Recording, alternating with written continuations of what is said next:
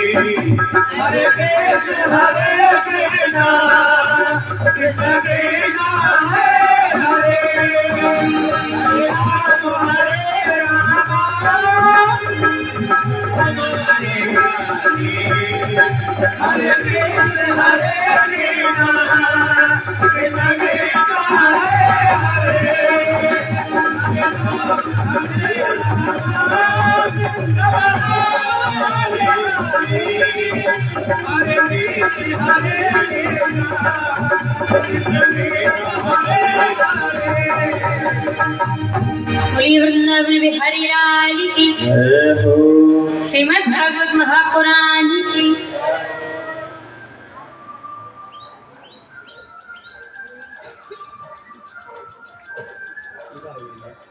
आइए आज आप सभी भगवान की सुंदर विवाह की अद्भुत कथा भी श्रवण करेंगे। साथ ही साथ सुदामा जी जो कि कृष्ण भगवान के परम मित्र थे, उनकी कथा भी आज आपको श्रवण करने को मिलेगी। आज भगवत कथा को चलते हुए सप्तम दिवस है, यानी अंतिम दिवस है, और धीरे धीरे कहीं ना कहीं समापन की ओर जा रहा है। और आज बड़े उत्साह और बड़े भाव के साथ ये सभी भक्त पहले से ही पधार गए, पहले से जो है विराजमान है भगवान की कथा श्रवण करने के लिए। इससे ये पता चलता है कि कथा सुनने की सब में एक अलग ही जिज्ञासा है।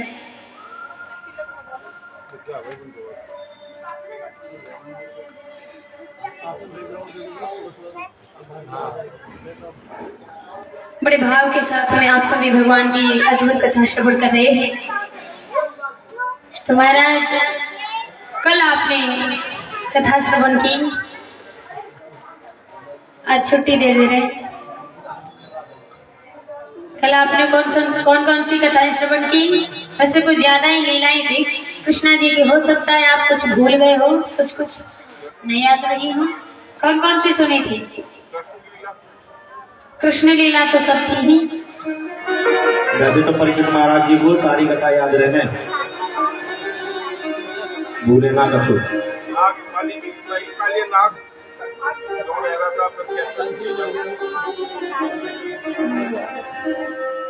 कालीनाग की कथा सुनी थी, और माखन चोरी की, गोपियों के घर जाकर के माखन की चोरी की थी, वो भी कथा श्रवण की थी। और बड़े हुए थे फिर छुतना की तो पहले थी शुरुआत में। भगवान शिव शंकर भी आए थे प्रभु के दर्शन करने, गोवर्धन महाराज की। ब्रह्मा जी की, हाँ ब्रह्मा जी आए थे जिनको वो हो गया था, शंका हो गई थी कि ये भगवान है या कोई और ही है। चीरहरण की लीला श्रवण की थी। भगवान ने अनेकों दुष्टों अनेकों राक्षसों को मार करके उनका भी उद्धार किया था। और अंत में अनेकों लीलाएं करते हुए भगवान कहाँ जाते फिर? वृंदावन छोड़ के फिर कहाँ जाते पहले? मथुरा मथुरा मथुरा ना ना मथुरा। द्वारका तो बहुत बात हो जाएगी। मथुरा क्यों गए थे? क्योंकि वहां जाकर के उन्होंने भोजराज कंस का उद्धार किया था। भोजराज कंस ने यज्ञोत्सव का बहाना बना करके अक्रूर जी को भेजा था कि जाओ जाकर के कृष्ण और बलराम को लेकर के आओ। अब कृष्ण और बलराम को लेकर के अक्रूर जी जाते हैं। अच्छा, अक्रूर जी को भी एक मन में बड़ा भय था कि छोटे छोटे से बालक हैं, कहीं भोजराज कंस इनको मार ना दे। तो उनके मन के भय को दूर करने के लिए भगवान ने क्या किया, जब रास्ते में जा रहे थे ना तो यमुना नदी पड़ती है। अक्रूर जी के मन में विचार आया, भाई मैं इधर से होते हुए जा रहा हूँ तो क्यों ना एक बार स्नान कर लिया जाए, एक बार डुबक लगा ली जाए। तो वो डुबक लगाने के लिए जैसे जल में प्रवेश करते हैं उसमें उन्होंने क्या देखा, जल के भीतर कि भगवान श्री कृष्ण के स्वरूप को देखा। देखेंगे अभी तो कृष्ण जी का रूप देखा। तो उनको लगा, पहले तो वो कह के आए थे कि कृष्ण और बलराम तुम दोनों यही रथ में बैठना, नीचे नहीं उतरना। पर जब जल के भीतर कृष्ण जी के रूप का दर्शन किया, कृष्ण जी को देखा तो विचार करने लगे, बड़ा चंचल है और बड़ा ढीठ है, कुछ कह दो तो मान नहीं सकता, और ये बोल दो कि यहाँ सीधे से चुपचाप बैठे रहना तो बैठा नहीं रहेगा। देखो मैंने मना कर दिया फिर भी जल के भीतर आ गया। तो दौड़ करके देखा कि कहीं ऐसा तो नहीं है मेरा भ्रम हो, कहीं बैठा तो नहीं है रथ के ऊपर ही। तो सच में देखा सो भाई रथ पर बैठे थे। फिर आकर के स्नान करते हैं, फिर दूसरी डुबक लगाते हैं, फिर से भगवान के दर्शन किए।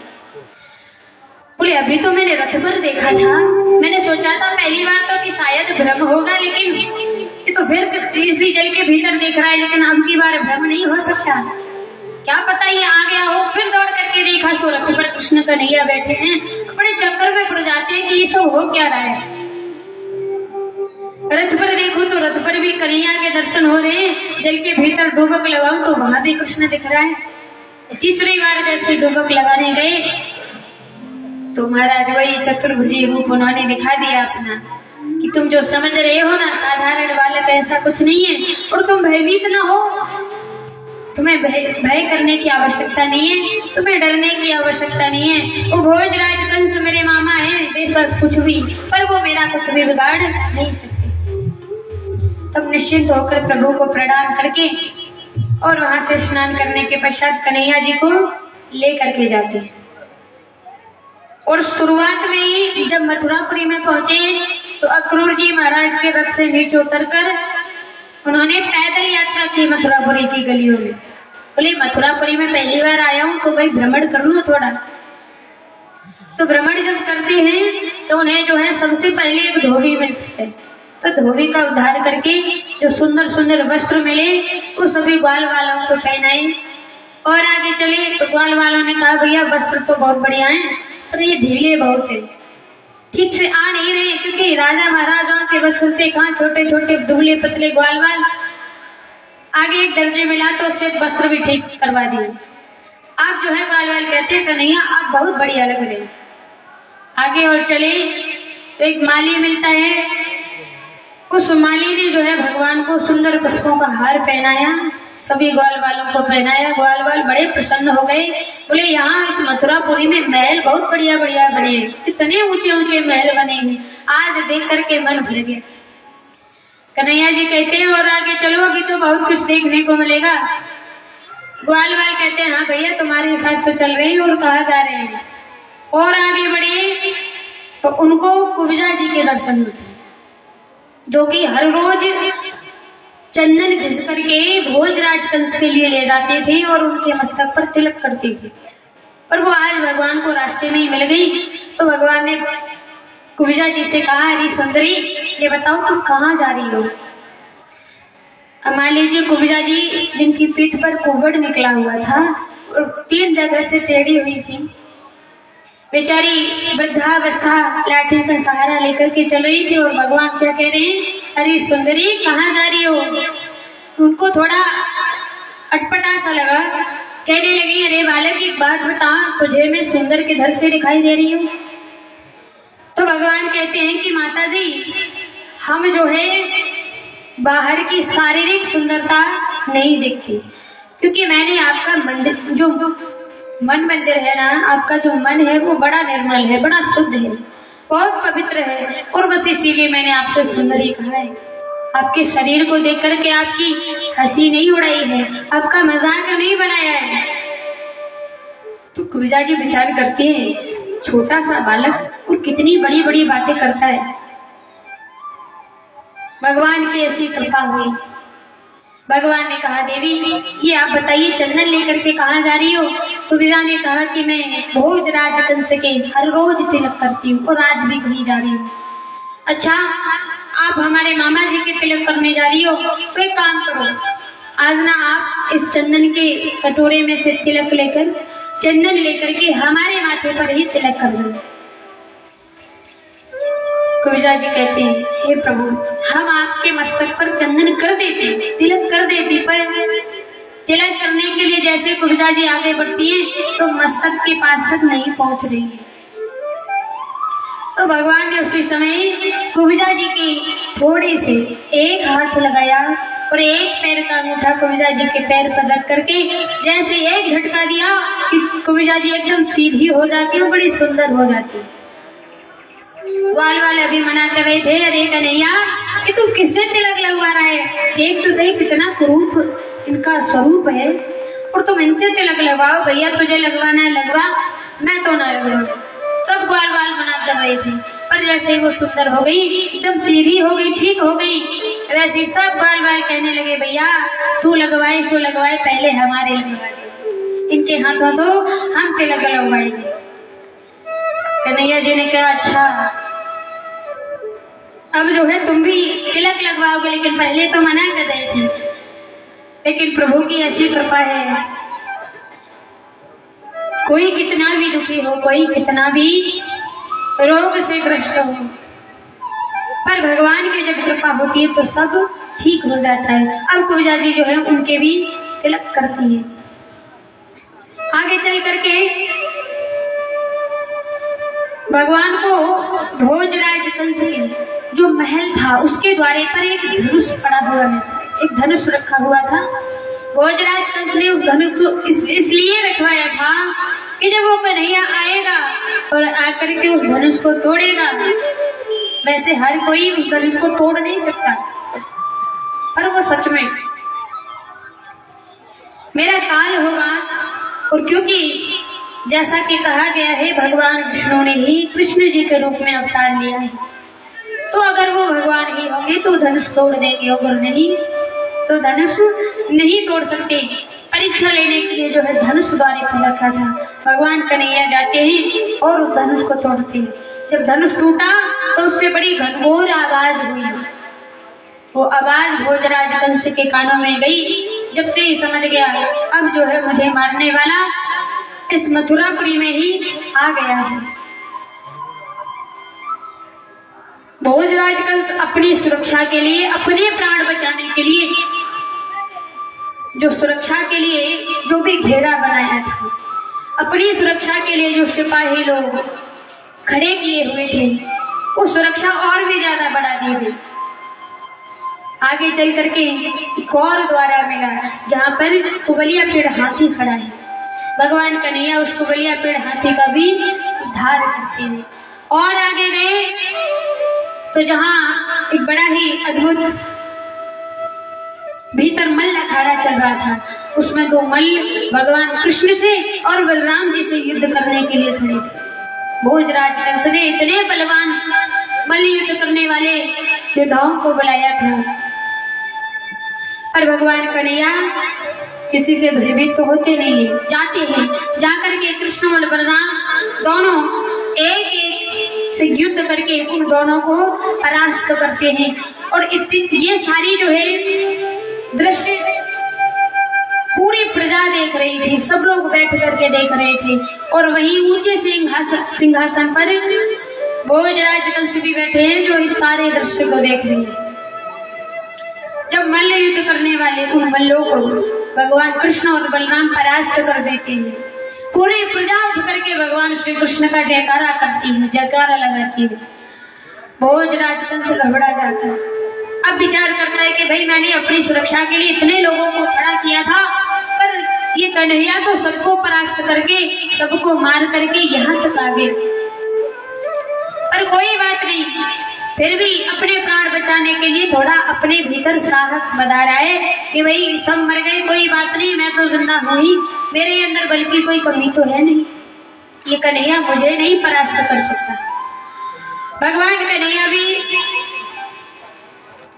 उन मल्लों को परास्त करने के पश्चात आगे बढ़ते हैं और जाकर के अपने मामा भोजराज कंस को समझाते हैं। क्या समझाया है?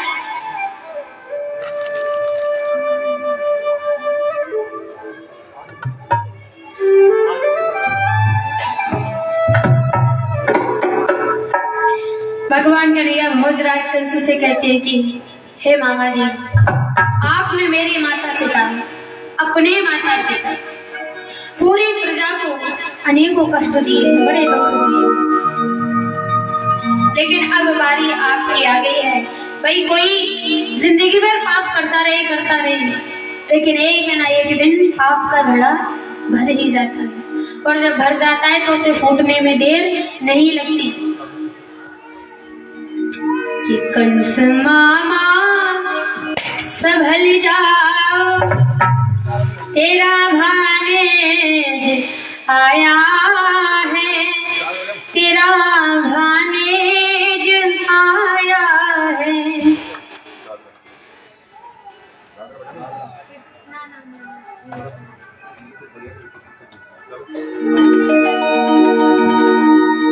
कंस मामा संभल जाओ, तेरा भानेज आया है, काल तेरे शीश पे छाया है।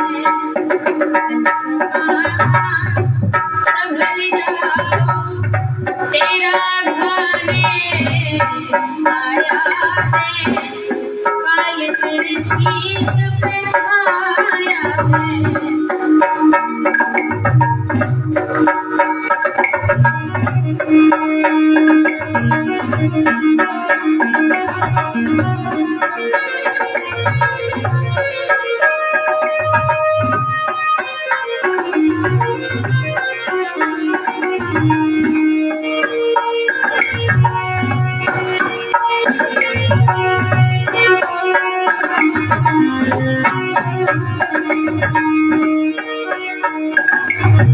क्या समझाया?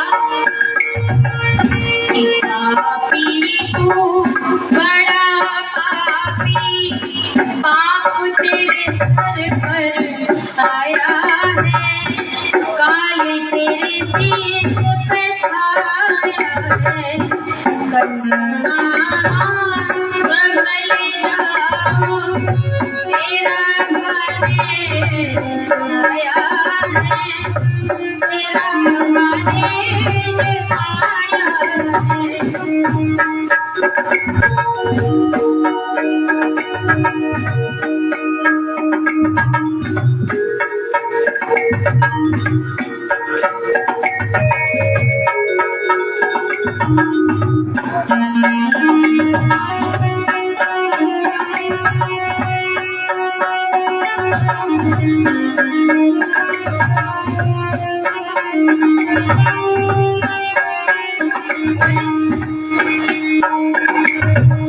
कि पापी तू बड़ा पापी, पाप की सीमा अब टूटी, पाप की सीमा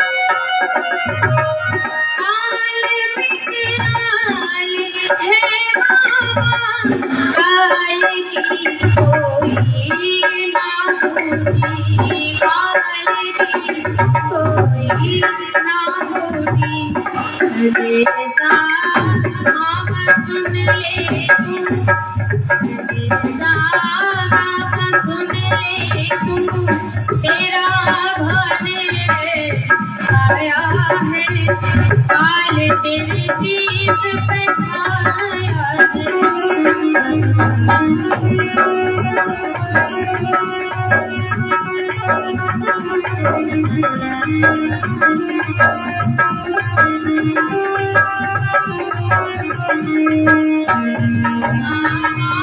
संभल जाओ तेरा भाने आया है, तेरा भाने आया है। समझ जाओ तेरा भाने आया है, तेरा भाने जी आया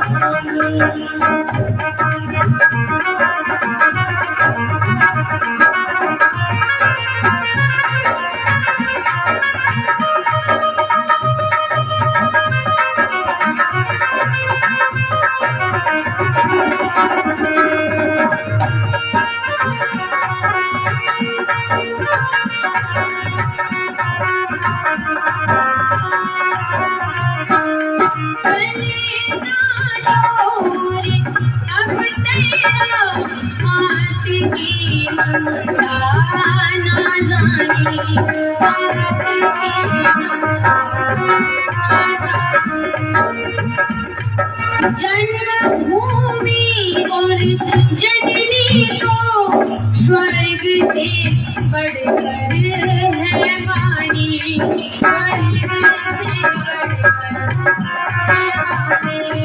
बचेना अब देखो मामा, बचेना अब देखो मामा, समय तेरा अंतिम आया है, समय तेरा अंतिम आया है।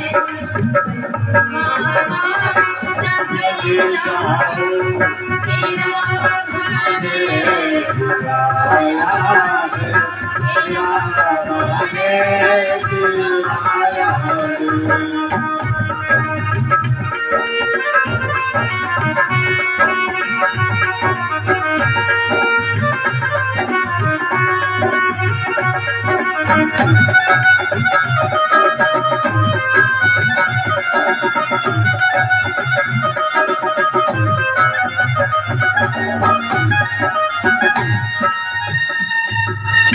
पापी तू बड़ा पापी, पाप तेरे शीश छाया है, काल तेरे शीश पे आया है। समझ जाओ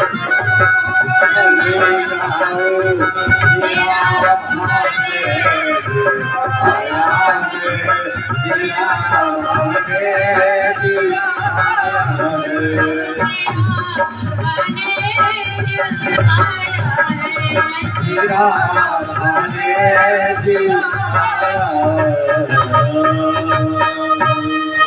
भगवान कृष्ण कन्हैया अपने मामा भोजराज कंस को समझाते और उन्होंने साथ ही साथ जो जो कर्म किए थे, माता पिता को जो कष्ट दिए थे, देवकी माँ वसुदेव जी उनको भी जेल खाने में डाल करके बड़े कष्ट दिए।